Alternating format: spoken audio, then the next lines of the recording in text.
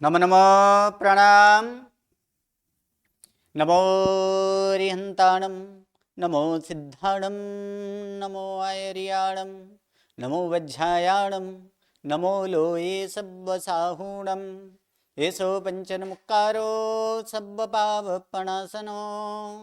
मङ्गलाणं च सब्बेसिं पठमं हवै मङ्गलम्।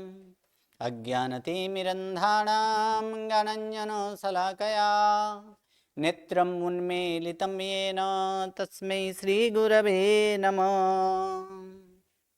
परम पूज्य पूज्यपाद कलिकाल सर्वज्ञ हेमचंद्र सुरेश्वर जी महाराजा के द्वारा विरचित शुद्ध हेम शब्दानुशासन नामक व्याकरण ग्रंथ और इसी व्याकरण ग्रंथ से उद्धरित पंडित वर्य शिवलाल जी द्वारा रचित हेम संस्कृत प्रवेशिका प्रथमा, मध्यमा और उत्तमा ऐसे 3 विभागों से विभाजित हेम संस्कृत प्रवेशिका और इसी हेम संस्कृत प्रवेशिका प्रथमा और प्रथमा के ये प्रथम प्रकरण अर्थात क्रियापद प्रकरण और इस क्रियापद प्रकरण में हम अभ्यास कर रहे हैं कि क्रियापद की सिद्धि, क्रियापद सिद्धि जो कल हम लोग देखे थे उसी को फिर से एक बार वापस रिपीट करते हैं। इनमें से हम अभी तक जो है कि उत्तम पुरुष एक वचन, उत्तम पुरुष द्विवचन और उत्तम पुरुष बहुवचन, मध्यम पुरुष एक वचन, मध्यम पुरुष द्विवचन, मध्यम पुरुष बहुवचन और अन्य पुरुष एक वचन, यहां तक हम क्रियापद सीख चुके हैं। फिर उसी को रिपीट करेंगे। और क्रियापद के लिए आवश्यक है नियम, जिसके आधार पर हम क्रियापद की सिद्धि कर रहे हैं। तो जिसके आधार पर क्रियापद की सिद्धि हो रही है, ऐसे नियम अगर देखा जाए वहां पर वो 9 नियम है। और उन 9 नियमों में प्रथम नंबर नियम है क्रियावाचक शब्द को धातु कहा जाता है। क्रियावाचक शब्द को धातु कहा जाता है, यह प्रथम नंबर नियम। सेकंड नंबर नियम है कि वर्तमान काल को निर्देश करने के लिए वर्तमाना विभक्ति के प्रत्यय लगते हैं। वर्तमान काल को निर्देश करने के लिए वर्तमाना विभक्ति के प्रत्यय वहां पर लगाए। तीसरा नंबर नियम परस्मै पदी धातु के साथ परस्मै पदी के प्रत्यय लगता है। नियम नंबर 4 ती आदि प्रत्यय लगने पर धातु को अविकरण प्रत्यय लगता है। नियम नंबर 5 म और व से प्रारंभ होने वाले प्रत्यय के पहले अ हो तो अ का आ होता है। नियम नंबर 6 ती आदि प्रत्यय जिसे लगा हो उसे पद कहते हैं। नियम नंबर 7 पद के अंत में स हो तो स का र होता है। नियम नंबर 8 पद के अंत में रहे र के बाद विराम अथवा अघोष व्यंजन हो तो र का विसर्ग होता है। और नियम नंबर 9 अ के बाद अ या ए आए तो पूर्व के अ का लोप होता है। इसी 9 नियम के अनुसार हम यहाँ पर देखे थे कि इन्हीं 9 नियम के आधार पर क्रियापद की सिद्धि यहाँ पर हम कर रहे हैं। क्रियापद की सिद्धि यहाँ पर कर चुके हैं इन्हीं 9 नियम के आधार पर। देखिए नमामि के सिद्धि के लिए जरूरी है धातु ज्ञान और प्रत्यय का ज्ञान। तो प्रत्यय भी फिर से एक बार देख लेते हैं। पद के कौन कौन से वर्तमान काल के लिए, वर्तमान काल के लिए परस्मै पदी के प्रत्यय है। उत्तम पुरुष एक वचन में प्रत्यय आता है मी, उत्तम पुरुष द्विवचन का प्रत्यय है वस और उत्तम पुरुष बहुवचन का प्रत्यय है मत। मध्यम पुरुष एक वचन का प्रत्यय है सी, मध्यम पुरुष द्विवचन का और मध्यम पुरुष बहुवचन का प्रत्यय है थ। अन्य पुरुष एक वचन का प्रत्यय है ती, अन्य पुरुष द्विवचन का प्रत्यय है तस और अन्य पुरुष बहुवचन का यहाँ पर प्रत्यय अगर देखेंगे तो अन्य पुरुष बहुवचन का प्रत्यय है अंति। ये प्रत्यय है और इन्हीं प्रत्ययों से एक मिनट, इन्हीं प्रत्ययों के द्वारा हम क्रियापद तो हम देखे थे कि नमामि किस तरह से बना, नमावह किस तरह से बना, नमामह किस तरह से बना, नमसि इस के पूर्वतन क्लास में हम लोग देख चुके हैं। कल हम जो देखे थे कि नमथ और नमथ, उसमें क्या लगा, तो उसमें यहाँ पर देखेंगे कि क्या लगा है। सर्वप्रथम नमथ बनाने के लिए हमारे पास प्रत्यय क्या है, यहाँ पर नमथ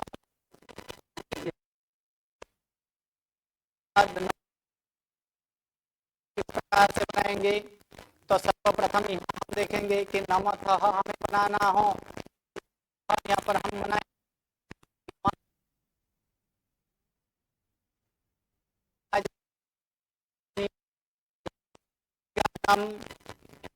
सबको धातु कहा जाता है, जिसमें धातु नम।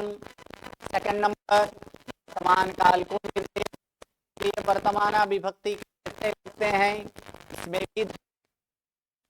उसके बाद नियम नंबर 3 के परस्मय पदी धातु के साथ परस्मय पदी के लगते हैं, इसमें भी इसमें प्रत्यय लगा देंगे नम प्लस थस, क्योंकि पर क्या प्रत्यय है, तो यहाँ पर प्रत्यय मध्यम पुरुष द्विवचन, और मध्यम पुरुष द्विवचन का प्रत्यय एक बार याद कर लेते हैं कि प्रथम पुरुष अर्थात उत्तम पुरुष एक वचन का प्रत्यय मी, उत्तम पुरुष द्विवचन का प्रत्यय बस, उत्तम पुरुष बहुवचन का प्रत्यय मस, मध्यम पुरुष का प्रत्यय था सी।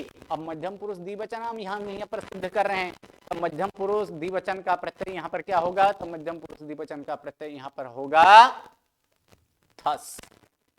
मध्यम पुरुष यहाँ पर बहुवचन का, यहाँ पर द्विवचन का प्रत्यय है थस। इन थस प्रत्यय यहाँ पर लग चुका है, और थस प्रत्यय यहाँ पर लगा है, और जिस कारण यहाँ पर क्या बना कि थस प्रत्यय लगने से यहाँ पर ये थस प्रत्यय आदि प्रत्यय तो वहीं लगाएंगे। आदि प्रत्यय धातु को अविकरण प्रत्यय लगता है, तियादि प्रत्यय लगने पर धातु को अविकरण प्रत्यय लगता है। तो तियादि प्रत्यय यहाँ पर लगाएं थस, ये तियादि प्रत्यय है, क्योंकि आदि से क्या लेना है, सभी के सभी 9 प्रत्यय लेना है, मी से लेकर अंति तक सभी के सभी तियादि प्रत्यय कहा जाता है।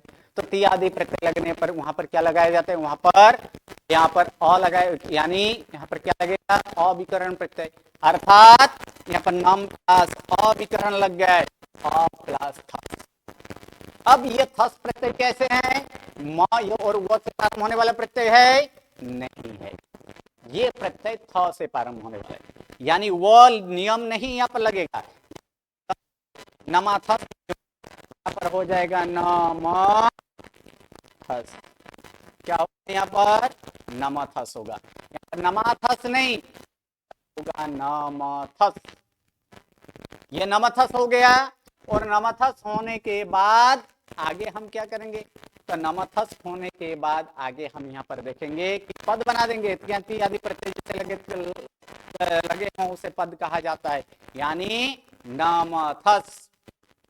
ये नमथस हो चुका है, और नमथस के बाद कि पद के अंत में स हो तो स का र होता है, पद के अंत में स हो तो स का र होता है, यानी हो जाएगा नमथर। क्या हो जाएगा वहां पर, नमथर।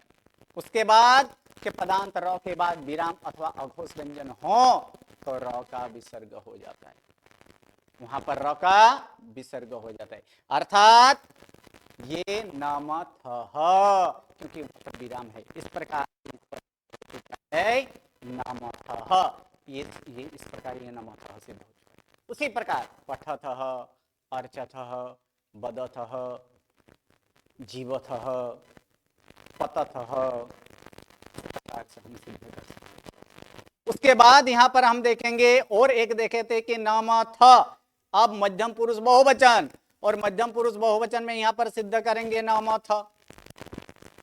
तो ये नमथ कैसे सिद्ध होगा, तो नमथ सिद्ध करने के लिए हम देखेंगे उसी प्रकार से धातु नाम और प्रत्यय थ,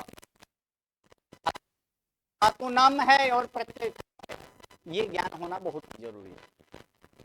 तो यहाँ पर नमथ सिद्ध करते हैं, कैसे सिद्ध करेंगे नमथ, तो वही क्रियावाचक शब्द को कहा जाता है नम, यानी धातु है नम। सेकंड नंबर के वर्तमान काल को निर्देश करने के लिए वर्तमाना विभक्ति के प्रत्यय लगते हैं, इसमें धातु लगाएंगे नम। के बाद पदी के हैं क्या लगेगा? तो मध्यम पुरुष बहुवचन। तो मध्यम पुरुष बहुवचन में प्रत्यय क्या है याद कर लीजिए। उत्तम पुरुष एक वचन का प्रत्यय मी, उत्तम पुरुष द्विवचन का प्रत्यय वस, उत्तम पुरुष बहुवचन का प्रत्यय मस, मध्यम पुरुष एक वचन का प्रत्यय सी, मध्यम पुरुष द्विवचन का प्रत्यय थस, और मध्यम पुरुष बहुवचन का प्रत्यय यहां पर आएगा थ।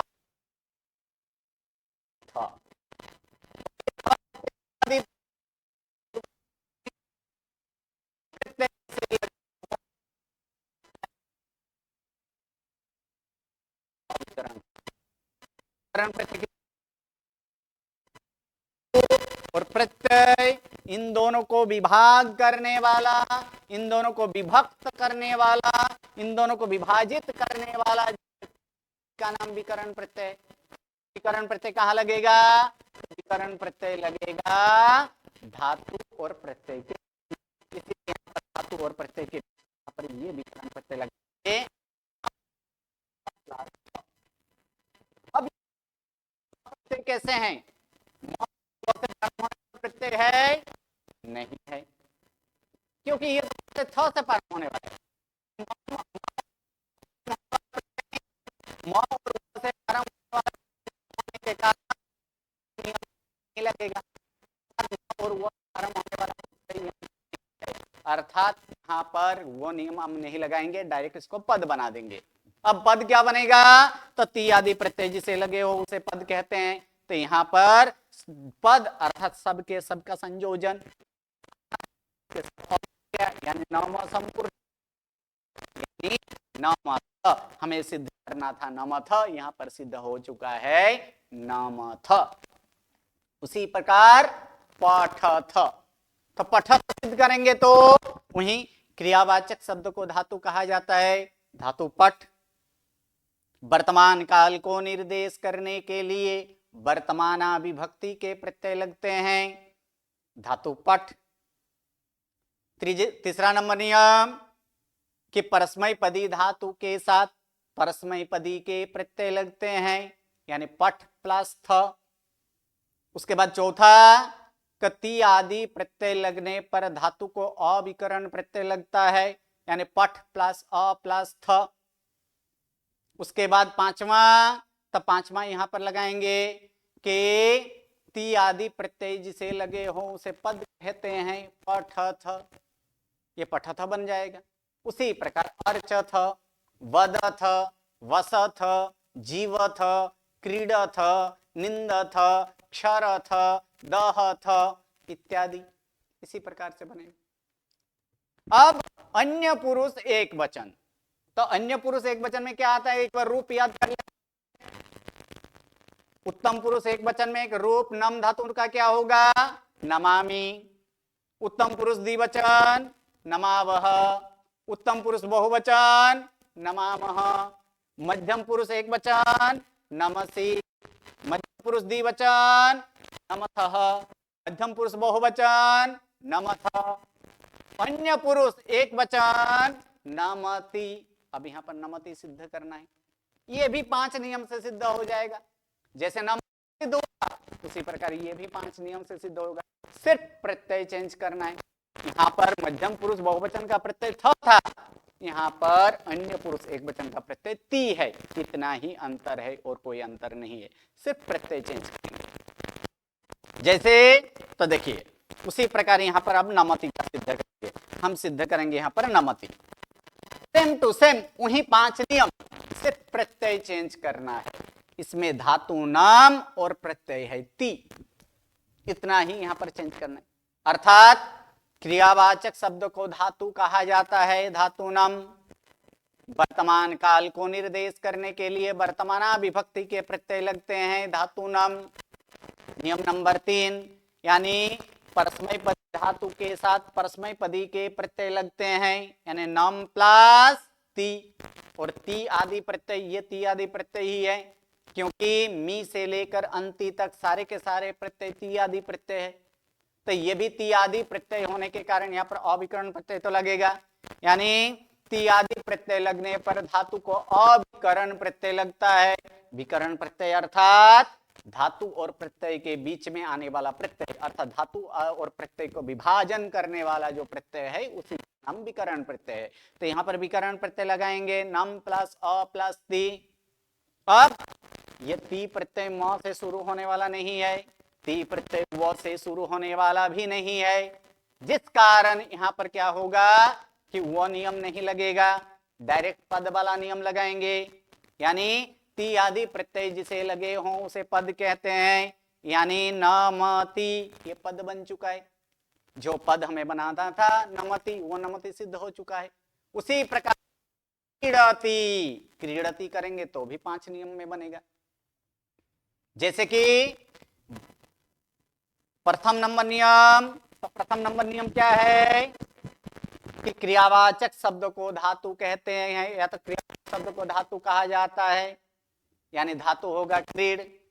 सेकंड नंबर वर्तमान काल को निर्देश करने के लिए वर्तमान विभक्ति के प्रत्यय लगते हैं क्रीड। नियम नंबर 3, तो नियम नंबर 3 यहां पर लगाएंगे परस्मैपदी धातु के साथ।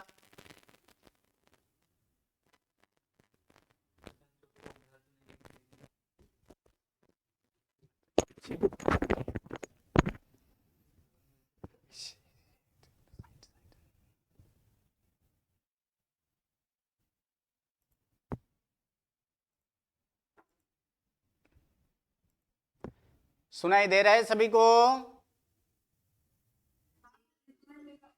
हाँ जी सुनाई दे रहा है ना सभी को? ओके ओके, हाँ जिसे सुनाई नहीं दे रहा है वो अपना नेट चेक कर लें, कदाच आपके नेट में कोई तकलीफ हो सकता है। हाँ जी अभी सुनाई दे रहा है ना सभी को? अभी ठीक से सुनाई दे रहा है? ओके ठीक है, चलिए सारे के सारे म्यूट, एक बार सबके सब एक बार म्यूट कर दीजिए। ओके धन्यवाद। तो हम यहां पर बात करते थे कि क्रीडति किस प्रकार से बनता है। तो प्रथम नंबर नियम क्या था कि क्रियावाचक शब्द को धातु कहा जाता है, धातु है क्रीड। सेकंड नंबर कि वर्तमान काल को निर्देश करने के लिए वर्तमाना विभक्ति के प्रत्यय लगते हैं, धातु क्रीड। उसके बाद नियम नंबर 3 परस्मैपदी धातु के साथ परस्मैपदी के प्रत्यय लगते हैं, धातु क्रीड। उसके बाद क्रीड प्लस प्रत्यय लगाएंगे, प्रत्यय क्या लगेगा तो प्रत्यय लग जाएगा ती, ये ती प्रत्यय लगाएंगे। उसके बाद तो ती आदि प्रत्यय लगने पर धातु को अविकरण प्रत्यय लगता है, यानी क्रीड प्लस अ प्लस ती। अब पद बना देंगे, ती आदि प्रत्यय जिसे लगे हों उसे पद कहा जाता है क्रीडति। इस प्रकार से ये क्रीडति हो जाएगा। बाकी उसी प्रकार से अर्चति, अटति, चलति, वसति, वदति, खादति इत्यादि ये इसी प्रकार से होगा। अब अन्य पुरुष द्विवचन, तो अन्य पुरुष द्विवचन का रूप क्या है तो फिर से एक बार स्टार्ट करते हैं। यानी उत्तम पुरुष एक वचन में रूप क्या आता है नमामि, उत्तम पुरुष द्विवचन नमावह, उत्तम पुरुष बहुवचन नमामह, मध्यम पुरुष एक वचन नमसि, मध्यम पुरुष द्विवचन नमथः, मध्यम पुरुष बहुवचन नमथ, अन्य पुरुष एक वचन नमति। अब अन्य पुरुष द्विवचन क्या आएगा नमतः, अन्य पुरुष एक वचन में नमतः, नमतः तो है लेकिन अन्य पुरुष द्विवचन का प्रत्यय क्या है, तो अन्य पुरुष द्विवचन का प्रत्यय यहां पर हम देखेंगे। तो अन्य पुरुष द्विवचन का प्रत्यय याद कर लीजिए, तो प्रथम उत्तम पुरुष एक वचन का प्रत्यय मी, उत्तम पुरुष द्विवचन का प्रत्यय वस, उत्तम पुरुष बहुवचन का प्रत्यय मस, मध्यम पुरुष एक वचन का प्रत्यय सी, मध्यम पुरुष द्विवचन का प्रत्यय थस और मध्यम पुरुष बहुवचन का प्रत्यय थ, अन्य पुरुष एक वचन का प्रत्यय ती, अन्य पुरुष द्विवचन का प्रत्यय तस, क्या प्रत्यय आएगा यहाँ पर तस। तो चलिए नमतः हम सिद्ध करेंगे, जैसे थस था उसी प्रकार यहाँ पर तस आएगा और कोई चेंज नहीं है, जो वहां पर थस वाला जैसे किए थे उसी प्रकार यहाँ पर तस वाला करेंगे। तो नमतः सिद्ध करने के लिए क्या करेंगे तो सर्वप्रथम यहाँ पर उसी तरह से धातु यहां पर क्या है, नम धातु और तस प्रत्यय, विसर्ग का मतलब यहां पर तस सौ ले लेना है, क्या लेना है, नमतस। यहां पर ऐसे ये समझना है, सौ का र का विसर्ग हो चुका है, अर्थात यहां पर तस प्रत्यय है। तो क्रियावाचक शब्द को धातु कहा जाता है। प्रथम नंबर नियम, धातु है नम। सेकंड, वर्तमान काल को निर्देश करने के लिए वर्तमाना विभक्ति के प्रत्यय लगते हैं। यहां भी क्या होगा, धातु नम। उसके बाद कि परस्मय पदी धातु के साथ परस्मय पदी के प्रत्यय लगते हैं। इसमें प्रत्यय अन्य पुरुष द्विवचन, और अन्य पुरुष द्विवचन का प्रत्यय है तस, अर्थात नम प्लस तस। नियम नंबर 4, तो तस प्रत्यय भी ती आदि प्रत्यय है, तो वही लगाएंगे। ती आदि प्रत्यय लगने पर धातु को अविकरण प्रत्यय लगता है, यानी यहां पर अविकरण प्रत्यय लगा देंगे, नम प्लस अ प्लस तस। अब ये तस प्रत्यय म और वो से प्रारंभ होने वाला प्रत्यय तो है नहीं, यानी वो नियम यहां पर नहीं लगाएंगे, तो यहां पर पद बना देंगे सीधा सीधा, यानी ती आदि प्रत्यय जिसे लगे हो उसे पद कहते हैं। तो नम में कैसे है, म आधा है, उसके साथ अ जुड़ जाएगा, यानी म पूरा, और तस यानी क्या होगा, नमतस। अब ये पद के अंत में स है, तो वो वाला नियम यहां पर लगाएंगे कि पद के अंत में स हो तो स का र हो जाए, यानी नमतर।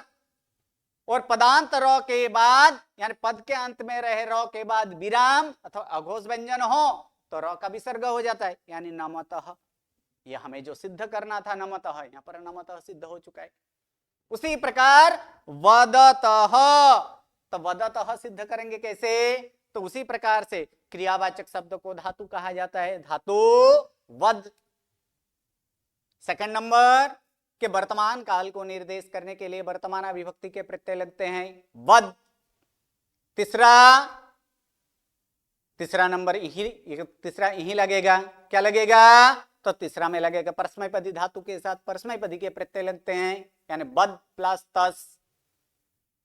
उसके बाद चौथा, तो ती आदि प्रत्यय लगने पर धातु को अविकरण प्रत्यय लगता है, यानी बद प्लस अ प्लस तस। पांचवा, पद बना देंगे, ती आदि प्रत्यय जिसे लगे हो उसे पद कहते हैं, वदतस। उसके बाद कि पद के अंत में स हो तो स का र हो जाता है, वदतर। और अंतिम कि पद के अंत में रहे र के बाद विराम अथवा अघोष व्यंजन हो तो र का विसर्ग हो जाता है, अर्थात क्या हो जाएगा, वदतः। उसी प्रकार पठतः, जीवतः, रक्षतः, वसतः, खादतः इत्यादि, ये यहां तक होगा। अब एक बाकी रहा, अब इसमें एक बाकी है, कौन सा एक बाकी है, और वो एक बाकी है अन्य पुरुष बहुवचन। अन्य पुरुष बहुवचन, तो अन्य पुरुष बहुवचन में क्या आता है, तो अन्य पुरुष बहुवचन में यहां पर देखेंगे कि एक बार रूप देख लेते हैं। उत्तम पुरुष एक वचन नमामि, उत्तम पुरुष द्विवचन नमावह, उत्तम पुरुष बहुवचन नमामः, मध्यम पुरुष एक वचन नमसि, मध्यम पुरुष द्विवचन नमथः, मध्यम पुरुष बहुवचन नमथ, अन्य पुरुष एक वचन नमति, अन्य पुरुष द्विवचन नमतः, और अन्य पुरुष बहुवचन नमन्ति। क्या आएगा, नमन्ति। और नमन्ति कैसे सिद्ध होता है वो हम नेक्स्ट क्लास में देखेंगे। बाकी सारे जितने जिसको जितना यहां पर दिया गया उन सभी को इस प्रकार से आपको वहां पर दिया ही गया है। अब जिसको जो प्रश्न है वो प्रश्न आप पूछ सकते हैं, कि प्रश्न अगर किसी को पूछना हो तो वो आप हैंड राइजिंग कीजिए, जिसका नाम बोलूं वो यहाँ पर बोलिएगा। हाँ, A48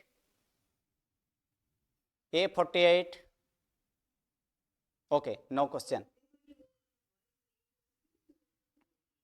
okay okay okay. A9 प्रणाम।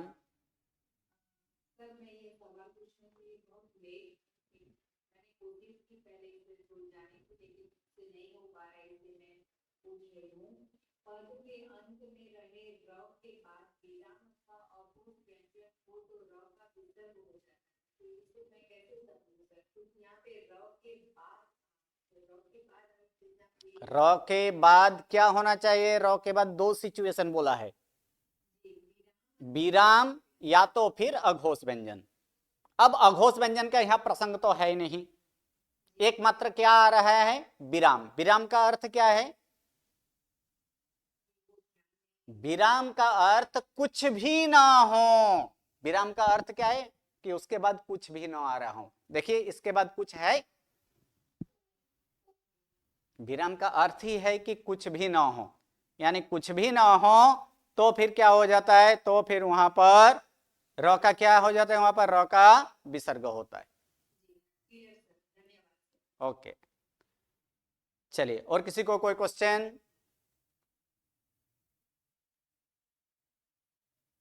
ओके, चलिए आज यहां तक। हाँ एक है, कौन है? A46, A46 संगीता बहन। हाँ जी प्रणाम। हाँ जी बोलिए आपका क्वेश्चन।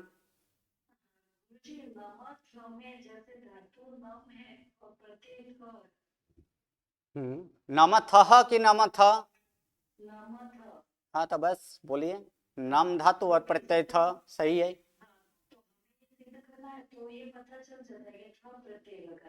हम्म,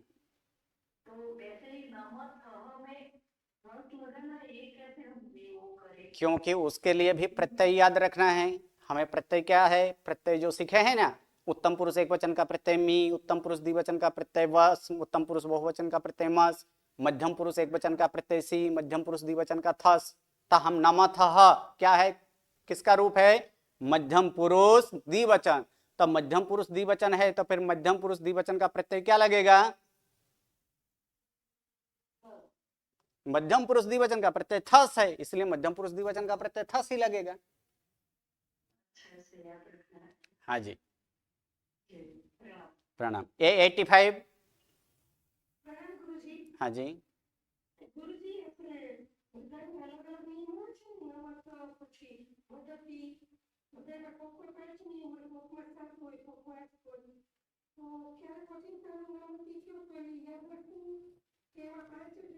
कितने क्लास आप ज्वाइन किए हैं? पहले से आप ज्वाइन कर रहे हो क्लास?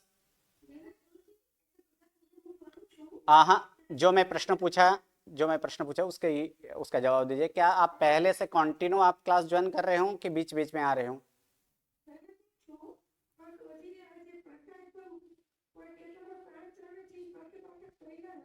तो दोनों तरफ हमें याद रखना है कि प्रत्यय भी याद रखना है और रूप भी याद रखना है। प्रत्यय जो है उस प्रत्यय के अनुसार वहां वहां वो प्रत्यय लगेगा। ओके, चलिए नमो नमः, प्रणाम।